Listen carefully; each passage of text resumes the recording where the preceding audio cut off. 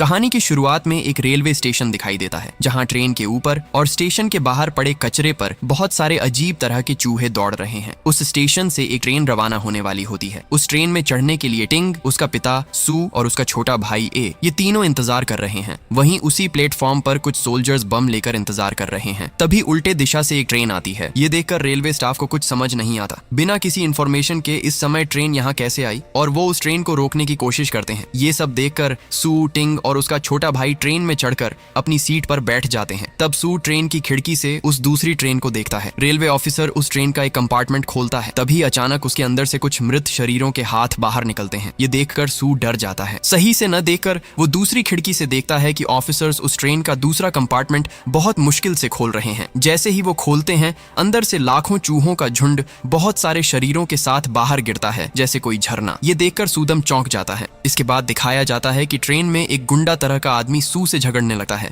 क्योंकि वो अपनी सीट की खिड़की से बाहर देख रहा था। तब टिंग वहां पहुंचता है और कहता है, मेरा पापा को छोड़ दो, वो बीमार हैं और उनका इलाज करवाने के लिए हम शहर जा रहे हैं। लेकिन उसकी बात इग्नोर करके वो गुंडा उसके साथ भी बुरा बर्ताव करता है। तभी सेन नाम का एक आदमी उस गुंडे का हाथ पकड़ लेता है और ये देखकर डर के मारे उस गुंडे के ग्रुप के लोग उसे रोकते हैं और झगड़ा बंद कर शांति बनाने की कोशिश करते हैं। कुछ समय बाद सू उठता है और एक कंपार्टमेंट की तरफ बढ़ता है। ट्रेन के आखिरी कंपार्टमेंट से एक कंपार्टमेंट पहले वहां बहुत सारे अमीर लोग और रेलवे ऑफिसर बैठे होते हैं। सू वहां आगे बढ़ता है और वहां अपनी बड़ी बेटी लिंग को देखता है जो अपने प्रेमी जियांग के साथ खाना खा रही है। सू गुस्से में कहता है, मैं लोगों की सेवा करने के लिए हेल्थ डिपार्टमेंट में काम करता हूँ और उसी काम के लिए मैंने तुम्हें मेडिकल की पढ़ाई करवाई, लेकिन तुम हमें छोड़कर इसके साथ भाग गई। ये कहते हुए वह गुस्से में लिंग पर हाथ उठाता है। कुछ ऑफिसर सोचते हैं कि वह बिना कारण किसी को मार रहा है और उसे आखिरी कंपार्टमेंट में खींच कर ले जाते हैं। इसी समय टिंग के कंपार्टमेंट में सभी सो रहे होते हैं। तभी उसका भाई उनके कंपार्टमेंट के ऊपर से कुछ अजीब आवाजें सुनता है। वह उस आवाज की तरफ बढ़ता है। आगे बढ़ते हुए कंपार्टमेंट के अंत में रखे एक बैग के अंदर कुछ हिलते देखा जाता है। यह देखने के लिए कि उसमें क्या है, वह पास जाकर बैग खोलता है। तभी अचानक एक बिल्ली उस बैग से बाहर निकलकर भाग जाती है। उसी समय वहां ऑफिसर सू को आखिरी कंपार्टमेंट में ले जाकर ट्रेन से हाथ पांव बांध देते हैं। तभी किसी अज्ञात व्यक्ति की अजीब चिल्लाने की आवाज सुनाई देती है और उसके शरीर पर कुछ चोटें लगती हुई दिखाई देती हैं। ऑफिसर उस आदमी के पास जाते हैं और तभी वह आदमी नीचे गिर जाता है। वहां उसके ऊपर बहुत सारे चूहे हमला कर देते हैं। ये चूहे ऑफिसर्स को देखकर उस आदमी को छोड़ देते हैं और सीधे ऑफिसर्स पर हमला कर देते हैं। वे ऑफिसर्स को काटते रहते हैं। जब वे चूहों को भगाने की कोशिश करते हैं तो हाथ में रखी चाबी उनके हाथ से फिसलकर सू के पैर के पास गिर जाती है। सू जल्दी जल्दी चाबी लेने और लॉक खोलने की कोशिश करता है, लेकिन उसी बीच चूहों ने 2 ऑफिसर्स को काट लिया और उनकी हालत बिगाड़ दी। इस बीच बार बार बादल सूरज को ढकते हैं जिससे वहां अंधेरा छा जाता है। ये देखकर ट्रेन के लोग अपनी जर्नी का मजा लेने लगते हैं। तभी अमीर लोगों के कंपार्टमेंट से भी कुछ अजीब आवाजें आने लगती हैं। ये सुनकर वहां की एक महिला अपने हस्बैंड से कहती है, शायद ये चूहों की आवाज है और मुझे बहुत डर लग रहा है, इन्हें भगाने का कुछ करो। फिर वह आदमी एक छड़ी लेकर उस आवाज की तरफ जाता है। जैसे ही वह लाइट के अंदर आवाज सुनता है, वह छड़ी से लाइट पर वार करता है। तभी अचानक वहां एक गड्ढा खुल जाता है और उसके अंदर से लाखों चूहों का झुंड झरने की तरह उस आदमी पर गिरता है। ये देखकर बाकी लोग डर के मारे अपने कंपार्टमेंट से बाहर निकलने लगते हैं। जियांग लिंग का हाथ पकड़कर उसे बाहर खींचता है, लेकिन लिंग कहती है, मेरा पापा आखिरी कंपार्टमेंट में है, मुझे उसे बचाना होगा। लेकिन जियांग उसे रोकता है और खींचकर बाहर ले जाता है। सभी लोग एक एक कंपार्टमेंट पार करते हुए आगे बढ़ते हैं। कुछ कंपार्टमेंट में लोग सो रहे होते हैं। उन्हें देखकर ये लोग सोचते हैं कि ये लोग क्यों भाग रहे हैं। जब टिंग का कंपार्टमेंट क्रॉस होता है, टिंग लिंग को देखता है और पुकारता है, लेकिन जियांग उसे बोलने नहीं देता और खींचकर आगे ले जाता है। इसी बीच सू अपने हाथ से लॉक खोलकर बाहर आता है और अमीर लोगों के कंपार्टमेंट में बहुत सारे चूहों को हल्ला मचाते हुए देखता है। वह हैरान होकर किसी तरह सीट पर चढ़ जाता है और फिर उस कंपार्टमेंट का दरवाजा बाहर से बंद कर देता है। इसके बाद वह अपने कंपार्टमेंट में जाकर अपने बच्चों को देखता है। टिंग कहता है, मैंने लिंग को देखा, लेकिन उसने मुझसे कुछ कहे बिना जल्दी जल्दी कहीं भाग रही थी। तो सू कहता है, ये लोग कुछ चूहों के डर से भाग रहे हैं और हमारे पीछे बहुत सारे चूहे आ रहे हैं, चलो हम भी यहाँ से निकलते हैं। लेकिन वहाँ के लोग हंसते हैं और कहते हैं, चूहों के डर से कोई भागता है क्या। फिर भी सेना और टिंग के विचारों को मानकर कुछ लोग उनके साथ चल देते हैं। कुछ ही समय बाद अचानक उस कंपार्टमेंट में लाखों चूहे गिरते हैं और वहाँ के लोगों पर हमला कर उनकी हालत खराब कर देते हैं। जैसे ही सारे अमीर लोग भागते हुए सेकंड कंपार्टमेंट में पहुंचते हैं, जियांग का पापा उस बोगी का दरवाजा बंद कर देता है।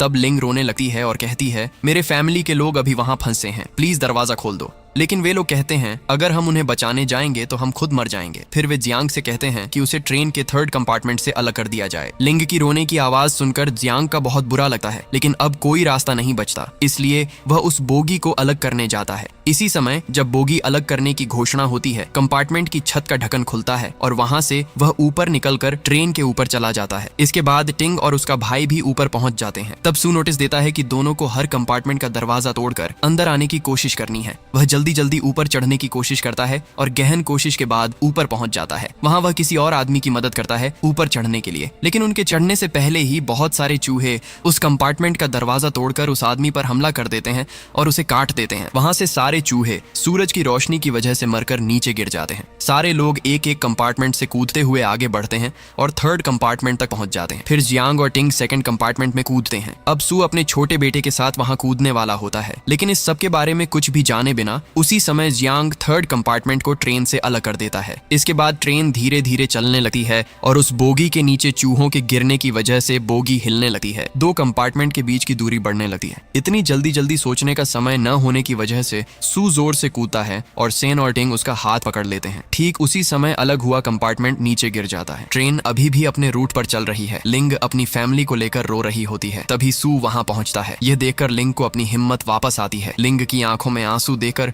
सू का गुस्सा भी शांत हो जाता है। तभी उस कंपार्टमेंट का एक आदमी बेहोश होकर नीचे गिर जाता है। लिंग जो मेडिकल स्टूडेंट है उसे चेक करती है और पता लगाती है कि चूहों के काटने से वह एक अलग तरह के वायरस से इन्फेक्टेड हुआ है। वह कहती है हमें उसे तुरंत क्वारंटीन करना होगा, नहीं तो यह भी वायरस की तरह सबको हो सकता है। तभी सभी अपने शरीर को चेक करते हैं और पता चलता है कि उनके बीच आधे लोग चूहों के काटने से वायरस से प्रभावित हो गए हैं और टिंग का छोटा भाई भी उनमें से एक है। यह जानकर सू तनाव में आ जाता है। यह वायरस बहुत खतरनाक है और इसे रोकने के लिए 1 घंटे के अंदर वैक्सीन लगाना जरूरी है। लिंग तुरंत उस दवाई का नाम बताती है। सू कहता है मैं हेल्थ डिपार्टमेंट में काम करने की वजह से जानता हूं कि वह दवाई कहां मिल सकती है और भाग्य से यह दवाई अगले स्टेशन के एक गांव के हॉस्पिटल में मौजूद है। यह सुनकर लिंग कहती है सभी संक्रमित लोग बेहोश हो रहे हैं, इसलिए हमें ट्रेन को उस गांव में रोककर हॉस्पिटल जाना होगा और दवाई लानी होगी। लेकिन ऑफिसर कहता है कि ट्रेन कहीं भी नहीं रुकेगी और सीधी चलती रहेगी। इसके ऊपर इन्फेक्टेड और अनइन्फेक्टेड लोगों के बीच बहस शुरू हो जाती है। लिंग कहती है अगर यह वैक्सीन नहीं दी गई तो सभी लोग संक्रमित हो जाएंगे।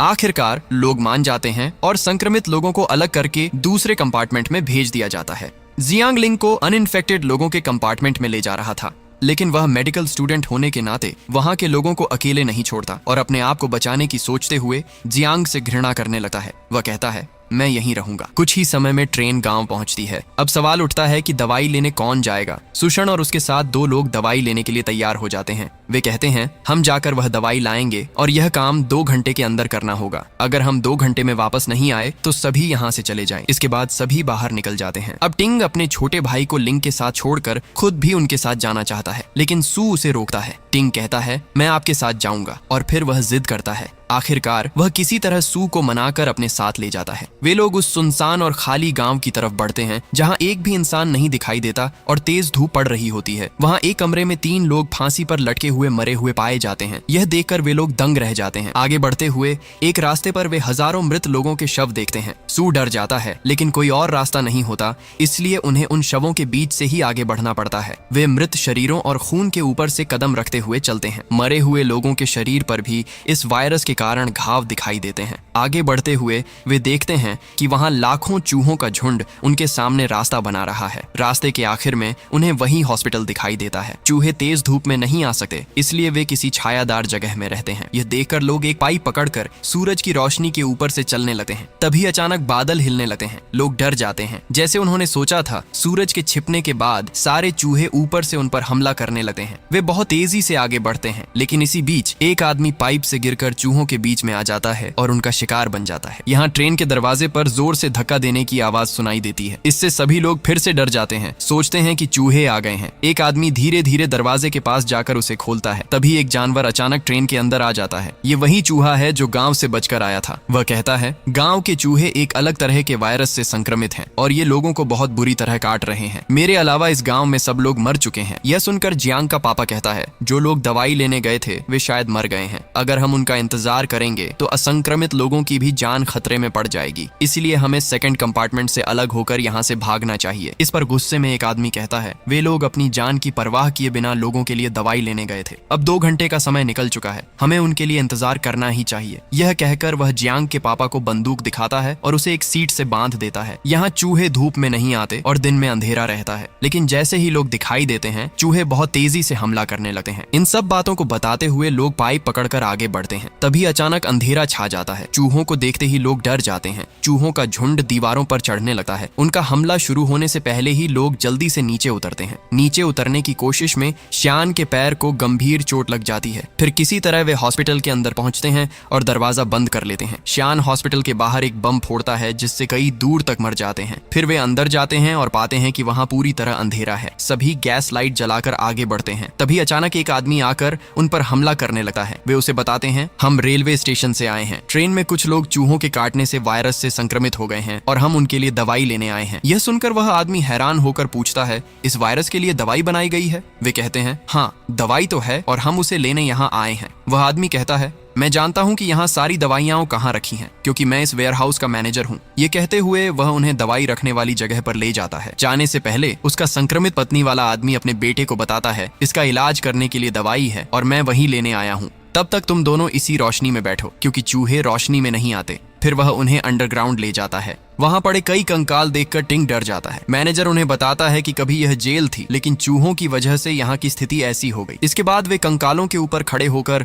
और उनके खून के ऊपर कदम रखते हुए आगे बढ़ते हैं। वहां इतने सारे चूहे हैं कि सेन एक कपड़े में आग लगाकर फायर तैयार करता है। फिर सभी उस रोशनी में आराम से चलते हुए दवाई ढूंढने लगते हैं। वहां एक बहुत बड़ा घर दिखाई देता है और सभी हैरान रह जाते हैं। ये वही चूहों का घर है जहाँ से वे हर जगह वायरस फैला रहे हैं। इस समय चूहे सो रहे हैं और अगर वे जाग गए तो हमें जिंदा नहीं छोड़ेंगे। वह कहता है, दवाई पहली मंजिल पर रखी है और आपको वहां पहुंचने के लिए इस सीढ़ी का इस्तेमाल करना होगा। अब धूप कम होने की वजह से ट्रेन के पास बहुत सारे चूहे आकर ट्रेन के अंदर घुसने की कोशिश करते हैं। तब जियांग का पापा कहता है, यहाँ रहना अब बिल्कुल सुरक्षित नहीं है और मुझे नहीं लगता कि वे लोग वापस आएंगे, इसलिए अब हमें यहाँ से निकलना ही बेहतर होगा। ये सुनकर वहाँ के एक आदमी को गुस्सा आता है और उनके बीच बहस शुरू हो जाती है। इसे देखकर एक महिला कंपार्टमेंट का दरवाजा खोलकर बाहर कूद जाती है। दरवाजा खुलते ही सारे बाहर के चूहे ट्रेन में घुस आते हैं और जो असंक्रमित लोग हैं उन्हें काटना शुरू कर देते हैं। सभी लोग ट्रेन से बाहर कूदकर भागने की कोशिश करते हैं, लेकिन चूहे उन्हें छोड़ते नहीं। जियांग और उसका पापा भी चूहों के शिकार हो जाते हैं। इस बीच सेन दवाई लेने जा रहा था, लेकिन उसके पैर में चोट और उसकी उपस्थिति की वजह से चूहे जाग सकते थे, इसलिए सू लैंप लेकर दवाई लेने जाता है। वह आराम से ऊपर चढ़ता है और दवाई खोज निकालता है। वह कुछ सब्जियां भी एक बॉक्स में रख देता है। उसका लैंप धीरे धीरे नीचे उतर रहा था और वह तेजी से नीचे उतरने लगता है, लेकिन उतरते समय वह फिसल जाता है और बॉक्स ऊपर से गिर जाता है। बाकी लोग बॉक्स पकड़ लेते हैं।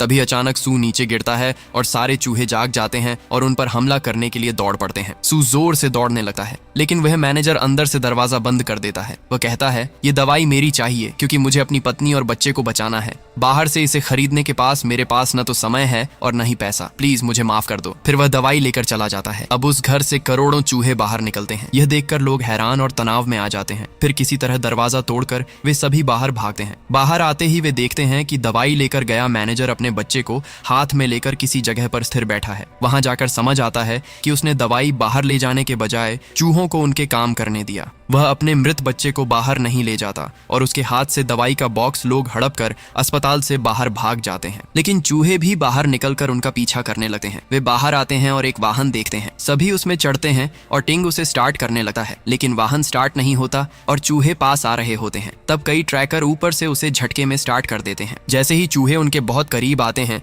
वाहन चलना शुरू होता है। चूहे उनका पीछा करते हैं, लेकिन थोड़ी दूरी पर पहुंचते ही धूप की वजह से वे आगे नहीं बढ़ पाते और पीछा रोक देते हैं। जैसे ही लोग ट्रेन के पास पहुंचते हैं, वे कई लोगों को चूहों के काटने से मरे हुए पाते हैं। सू को लगता है कि सभी मर गए हैं और वह रोने लगता है। तभी लिंग दरवाजा खोलती है और उसे देखकर सू को शांति मिलती है। वह हंसते हुए दवाई का बॉक्स लिंग को देता है, लेकिन अचानक जियांग का पापा उसे छीन कर भाग जाता है। सेन उनके साथ लड़ता है। इसी बीच आसमान में बादल जमा होने लगते हैं। सभी ट्रेन के अंदर भाग जाते हैं। अब ट्रेन स्टार्ट हो जाती है। सेन लड़ाई करते हुए दवाई का बॉक्स लेकर सू के पास फेंक देता है। सू उसे लेकर किसी तरह ट्रेन में कूद जाता है। जियांग का पापा एक दवाई अपने हाथ में लेकर आया था, लेकिन आने से पहले वह मृत जियांग को देखकर पागलों की तरह हंसता है। इसी बीच कई चूहे जियांग और उसके पापा पर हमला कर काटने लगते हैं। शान अभी तक ट्रेन में नहीं चढ़ पाया। लोग उसे बुलाते हैं, लेकिन उसके पैर की चोट और जियांग के पापा के साथ हुई लड़ाई की वजह से वह समझ जाता है कि अब वह दौड़कर ट्रेन पकड़ नहीं सकता। वह हंसते हुए गुड बाय कहता है। फिर चूहे उसके ऊपर चढ़कर उसे मार देते हैं। इसे देखकर ट्रेन में बैठे लोग भी दुखी हो जाते हैं। टिंग और सू जोर से रोने लगते हैं। फिर सू लिंग को दवाई देता है और सभी संक्रमित लोगों को दवाई की इंजेक्शन लगाई जाती है। सू अपने छोटे बेटे को दवाई की इंजेक्शन लगाता है। तभी अचानक ट्रेन रुक जाती है। सभी सोचते हैं ट्रेन क्यों रुकी। जाकर देखा तो पता चलता है कि ट्रैक पर दूसरी ट्रेन की एक बोगी उलटकर गिर गई है। सू ट्रेन में बैठे लोगों से कहता है इसे हटाने में मदद करो, लेकिन कोई मदद के लिए नहीं आता। टिंग खुद जाकर बोगी हटाने की कोशिश में लग जाता है। यह देखकर लिंग लोगों से कहती है आपके लिए ही उन्होंने अपनी जान जोखिम में डालकर दवाई लाए हैं।